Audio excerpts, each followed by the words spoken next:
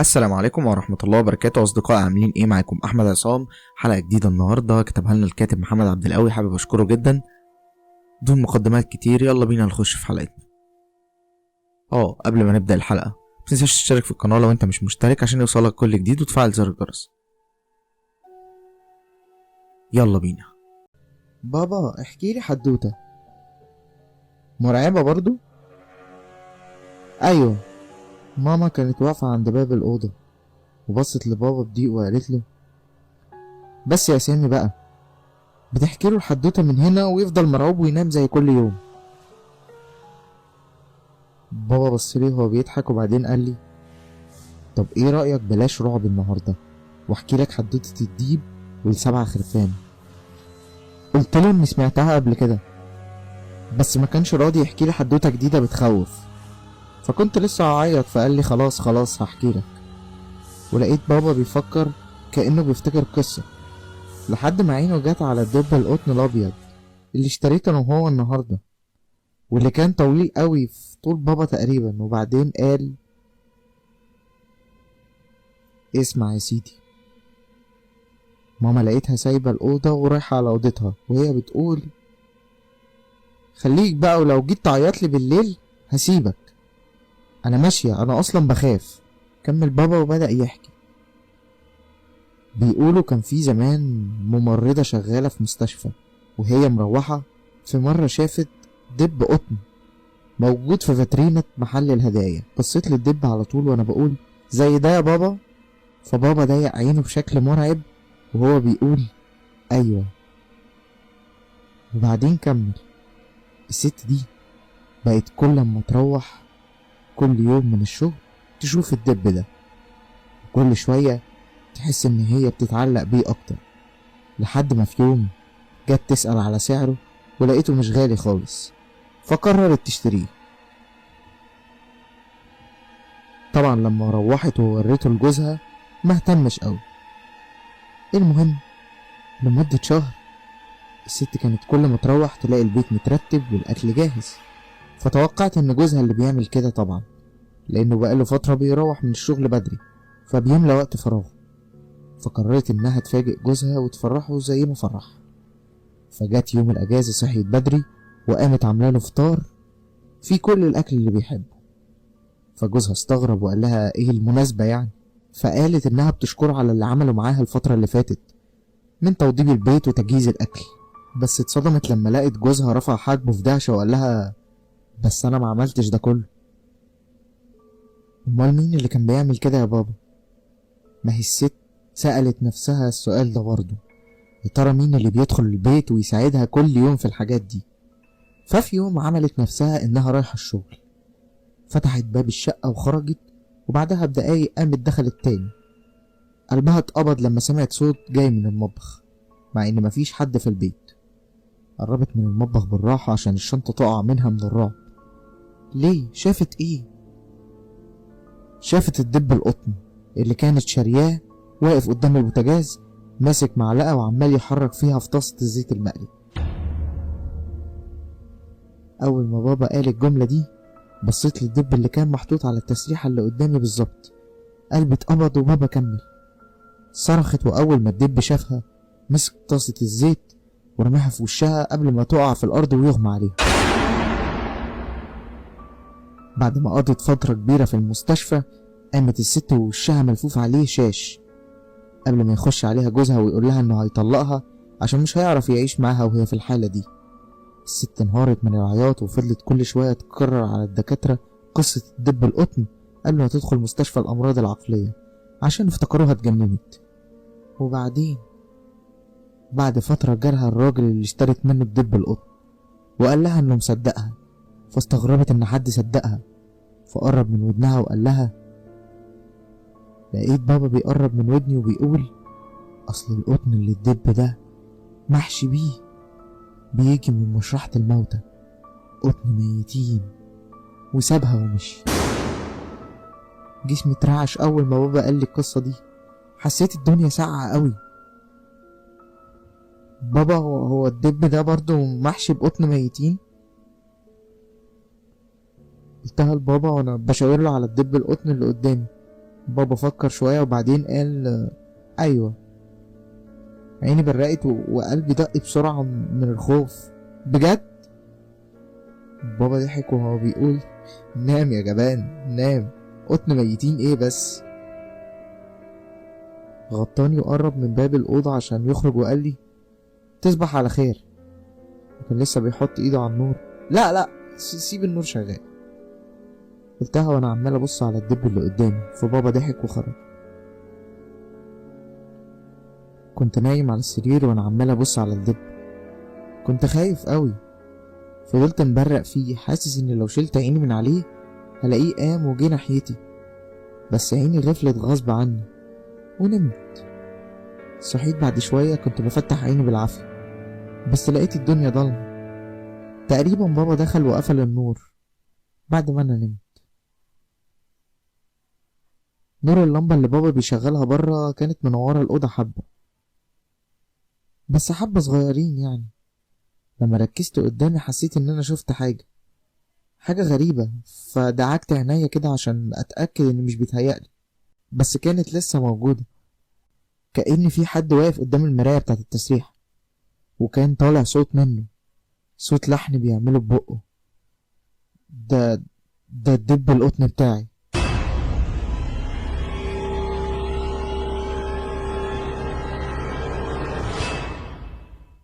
اتخضيت. كنت خايف قوي، بس حطيت ايدي على بقي، كتمت نفسي، خفت لا يسمعني، بس قلبي كان بيتحرك بسرعة وصوت نفسي طلع، وحسيت انه كان عالي.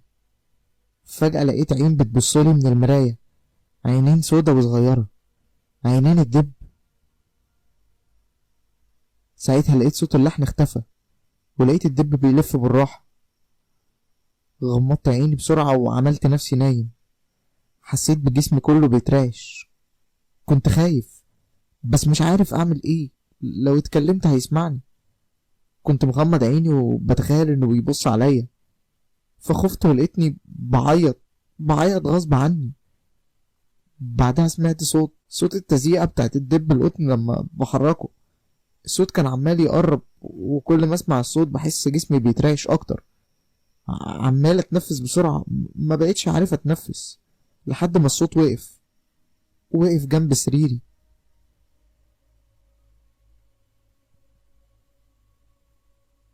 بلعت ريقي غصب عني قبل ما احس بحرارة عند وشي، كأنه بيقرب مني وبيتنفس، عايز يتأكد اني نايم. لدرجة اني حسيت بفرو الدب لمس وشي، بس فضلت مغمض عيني. حسيت انه فضل قدامي كتير قوي، لحد ما بدأت احس بأنفاسه بتبعد، وصوت التزييق رجع تاني، بس كان بيبعد برضه، كأنه بيمشي ناحية التسريحة مرة تانية. ساعتها فتحت عيني بالراحة عشان اتأكد انه بعد، لحد ما لقيته رجع قدام المراية تاني، بس بمجرد ما فتحت عيني على اخرها لقيته لف راسه بسرعة ناحيتي. اتخضيت من الخضة ملحقتش اقفل عيني. كان بيبصلي جامد، وفجأة لقيته بيجري ناحيتي.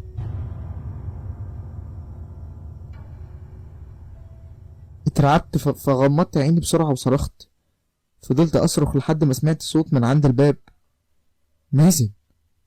كنت لسه عمال اصوت لحد ما لقيت حد ماسكني وعمال يقولي مازن مالك في ايه. فتحت عيني لقيت بابا، نور الاوضه كان منور. قلت له وانا عمال اعيط الدب كان واقف قدام المرايه، وبعدين لقيته جري عليا وبابا شاور على التسريحه وقال اللي قاعد على التسريحه ده.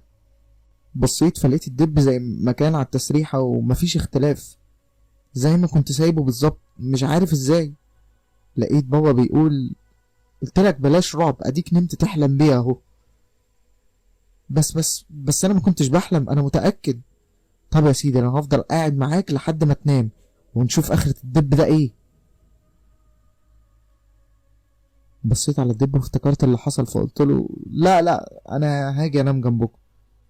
رحت انام جنب بابا وماما، بس حسيت ان بابا مش مصدقني، فاكرني كنت بحلم. بس انا متأكد اني ما كنتش بحلم.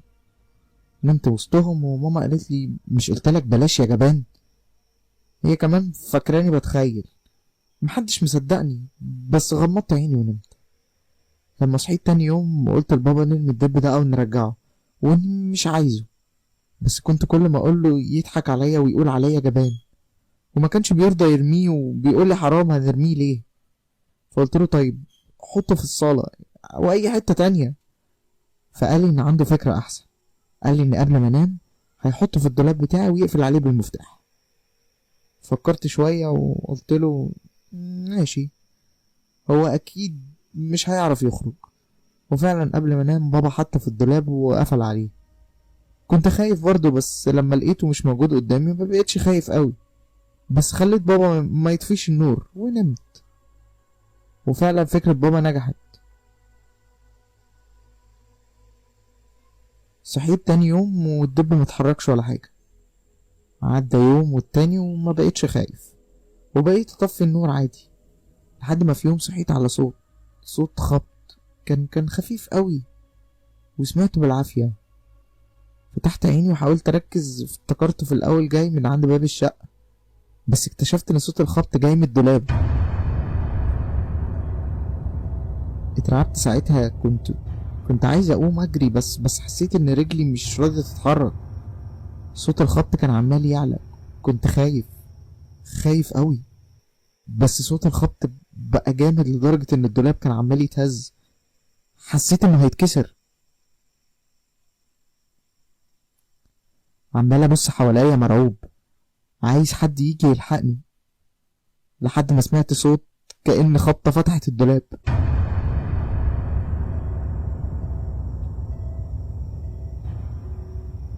كان اتفتح بس مش على اخره. سمعت صوت اللحن المرعب مرة تانية. قبل ما اشوف رجلي بتطلع من الدولاب، كانت رجلي الدب. ساعتها صرخت وناديت على ماما قبل ما اجري على اوضتهم، ونمت جنبهم مرة تانية. نزلت تحت البطانية وانا عمال اترعش، جسمي كان عمال يترعش لوحده. ماما انا خايف. ماما فتحت عينيها بالعافية وقالت ما تخافش يا حبيبي، انا جنبك اهو، وحضنتني. ساعتها غمضت عيني ونمت. قمت تاني يوم، كان يوم سبت، كنت اجازة ومرحتش المدرسة، وماما كانت معايا. قلت كويس ان بابا في الشغل. رحت وفتحت الدولاب، مسكت الدب، شلته، جبت الكرسي ووقفت عند الشباك بتاع الأوضة وفتحته، وبعدين مسكت الدب وحاولت ارفعه بالعافية لحد ما بقى عند الشباك، وبعدين زقيته من فوق. ساعتها فرحت وقلت كده خلاص مش هشوفه تاني. بعد شوية لقيت بابا جاي من الشغل، ولقيته ماسك الدب في ايده، برقلي قبل ما يزعق ويقول هو اللي في دماغك، انت اللي رميته صح؟ بصيت بخوف وقلت له ايوه. فقال لي اوعى ترمي حاجة من الشباك تاني، وبرضه مش هرميه طول ما انت جبان كده. قعدت اعيط، فماما قالت لبابا خلاص يا سامي ما ترميهوش، بس خلي مازن ينام معانا الفترة دي. بابا فكر شوية ووافق في الآخر. فساعتها جريت على ماما وحضنتها، وبقيت أسيبه في الأوضة وأنام جنبهم. عدى يوم والتاني لحد ما في يوم كنت نايم، صحيت على صوت عارفه كويس، صوت اللحن المرعب. فتحت عيني وقلبي اتقبض. الدنيا كانت ضلمة، بس شفته واقف قدام السرير بيعمل نفس صوت اللحن المرعب، بس من غير ما يحرك بقه المتخيط. كان بيبصلي، مش بيشيل عينه من عليا. كنت مرعوب وخايف اتكلم، خايف اتنفس.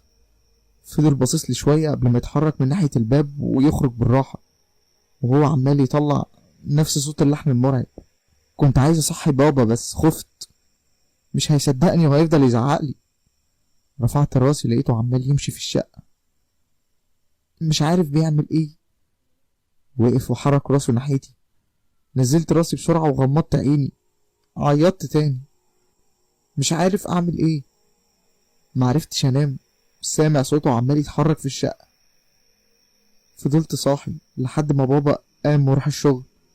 الدنيا نورت وساعتها الصوت اختفى، وعرفت انام بعدها بالعافية.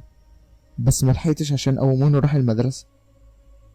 مبقتش اعرف انام خالص، بشوفه كل يوم بيتحرك في الشقة ودايما بيعمل الصوت المرعب ده.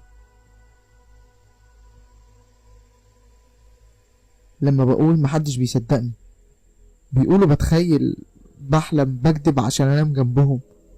انا تعبت لحد ما جه اليوم اللي بابا قال انه هيتأخر في الشغل. كنت خايف كالعادة وطبعا رحت نمت جنب ماما. فضلت قاعدة معايا لحد ما نام، لحد ما نامت هي، بس انا ما نمتش.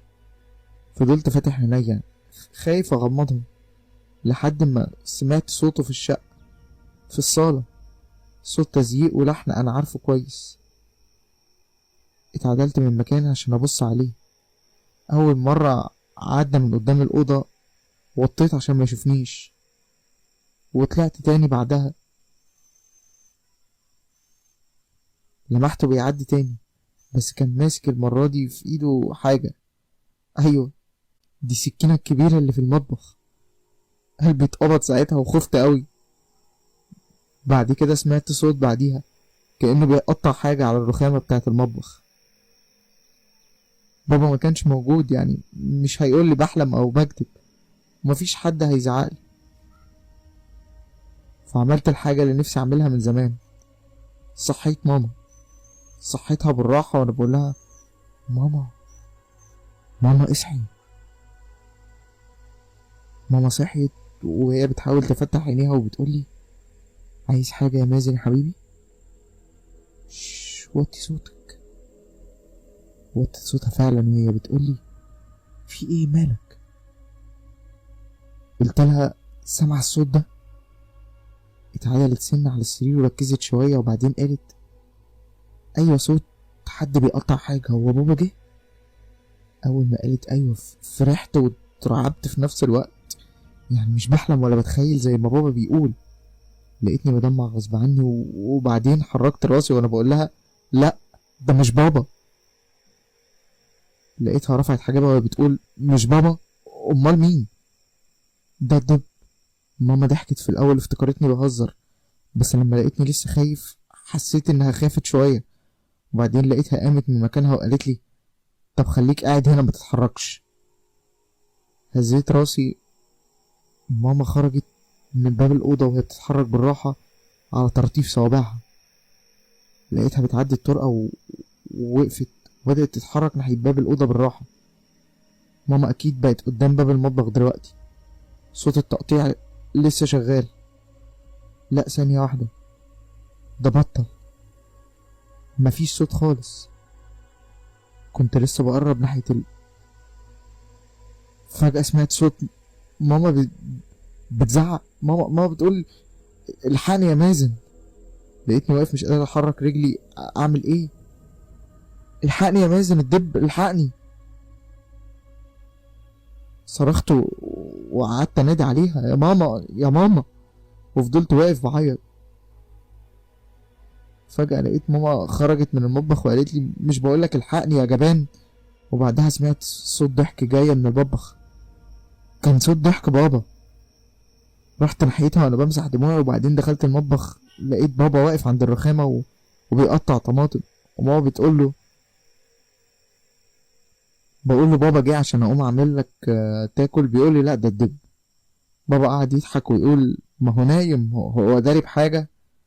بس انا ما نمتش، كنت واقف مش فاهم حاجة. هو بابا جه امتى؟ والدب اللي شفته ماشي ده راح فين؟ ماما فضلت واقفة مع بابا بتساعده عشان تعمل حاجة ياكلها، وبعدين سمعت صوت موبايلها بيرن. مازن، هاتلي الموبايل كده اشوف مين. رحت اجيب موبايل ماما من الأوضة. اتخضيت اول ما لقيت الاسم مكتوب على الشاشة: سامي. ده بابا. طب هو هيتصل بماما ليه وهو في المطبخ؟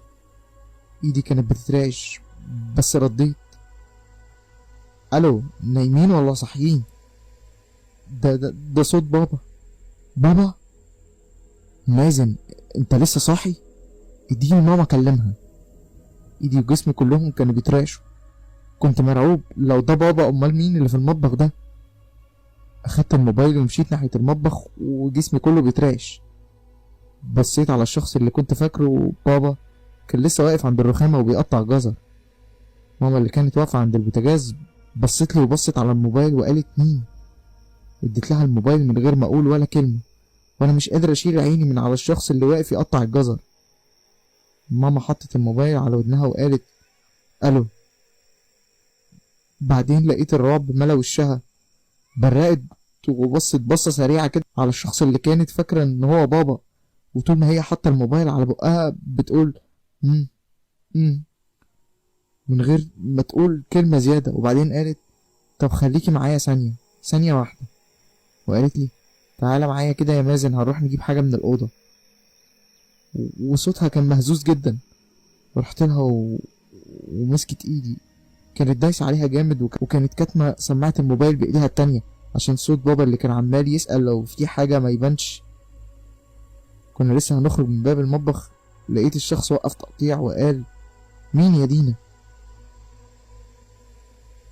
ماما وقفت، حسيت بأنفاسها بتتقطع قبل ما تلف وتقول دي سما صاحبتي، بتسألني على ملخص لمريم بنتها، ما انت عارف هي أصغر من مازن بسنة، فهروح أشوف لها كده.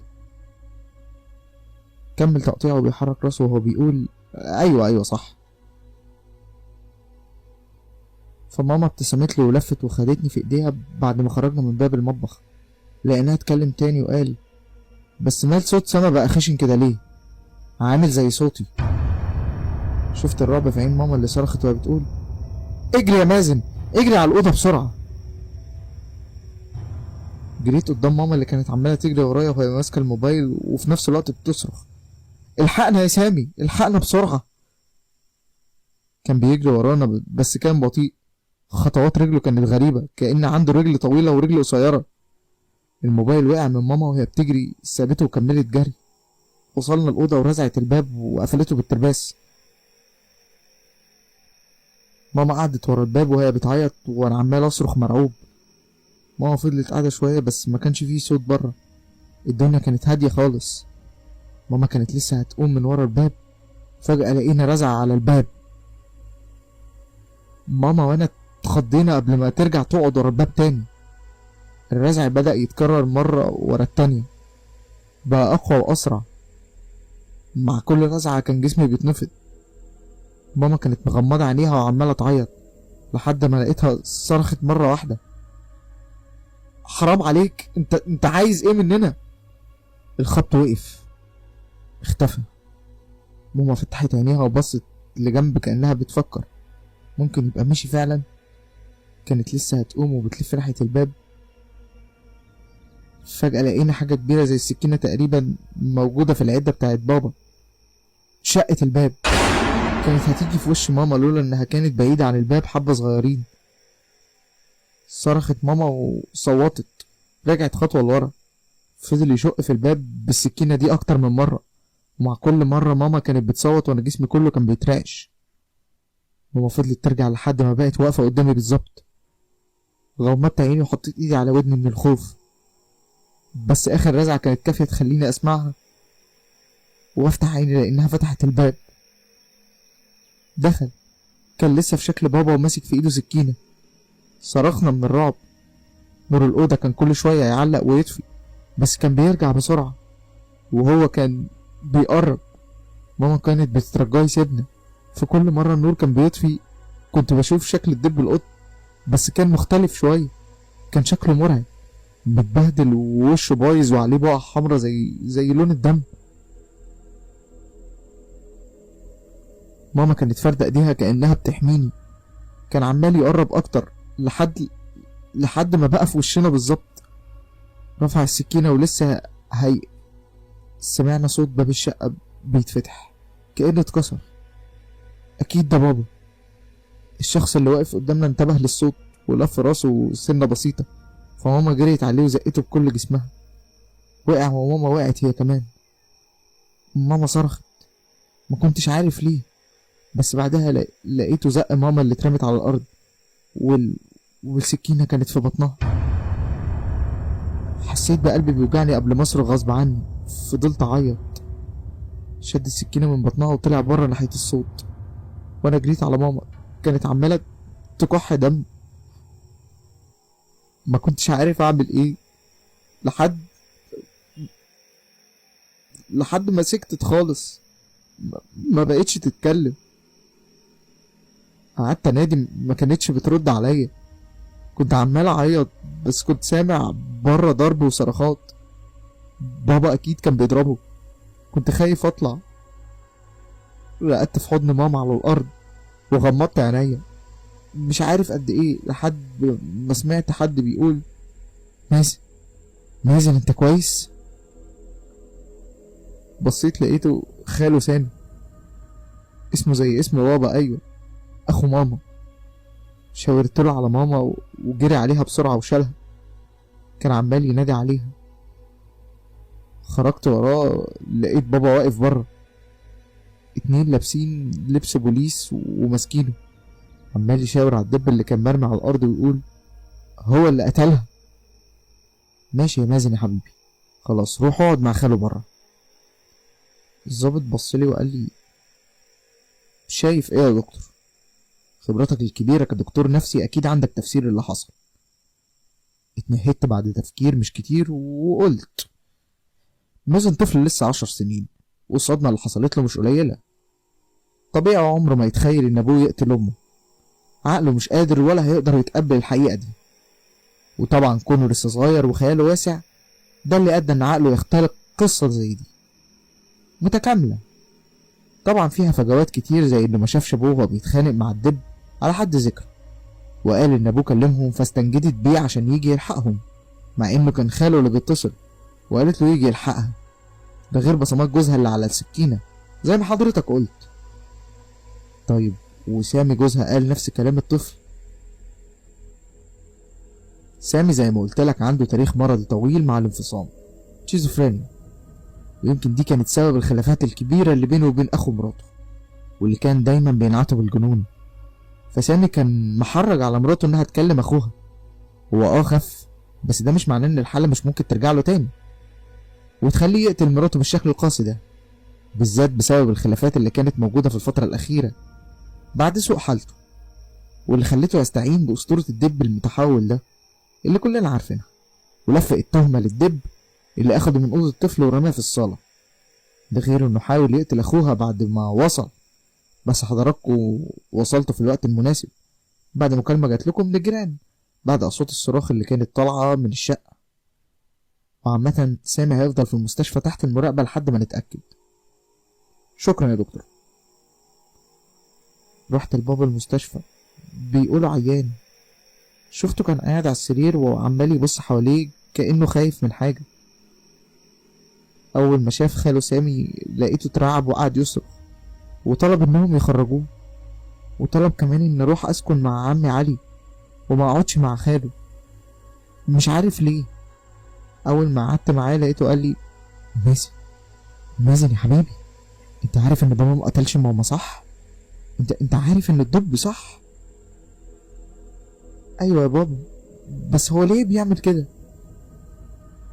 قعد يبص حواليه وبعدين قال: هو عايز يموتنا كلنا. أصله بعدين قرب من ودني وهمس: أصل محشي قطن ميتين.